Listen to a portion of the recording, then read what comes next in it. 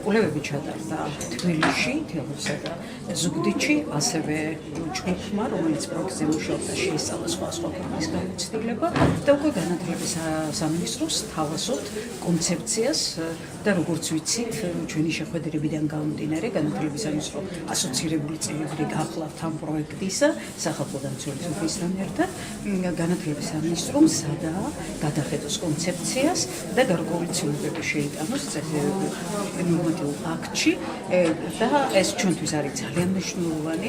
ამ შემთხვევაში ეს არ ეხება მხოლოდ ინკლუზიურ განათლებას, ეს არის ზოგადად განათლების სისტემაში მშობლისა და სკოლის როლი და მათ შორის რა თქმა უნდა გამოყოფილი არის ცალკე სპეციალური საგანმანათლებლო საჭიროების მქონე ბავშვები და მშობლის როლი ამ ბავშვების საქმეში.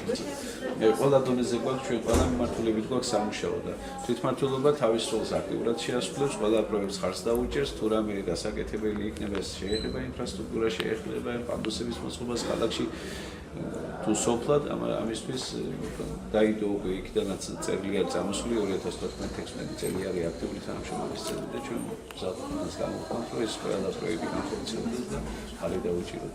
ბევრი ამაზე სასაუბროთ ახლა ერთ წუთში და ერთ დღეში ყველაფერი არ ხდება. რა თქმა უნდა, ეს არის საჭირო და დროული კი არა, დაგვიანებულიც არის და მისასალმებელია, რომ ეს ხორციელდება სკოლებში, მაგრამ აუცილებელია ამ პროექტის განხორციელება დაიწყოს საბავშვო ბაღებიდანაც. ნამდვილად არის ეს მოდელი გასატარებელი და დასანერგი.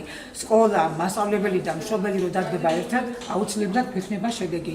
იქნება როგორც საგნობრივი განათლების მაღალი დონე, ასევე საზოგადოებრივი, მოქალაქეობრივი და რა თქმა უნდა პოლიტიკური განათლების დონეც, რაც ხშირ შემთხვევაში გვაკლია და არ არის იმ დონეზე, როგორიც უნდა ვიყოს დღეს.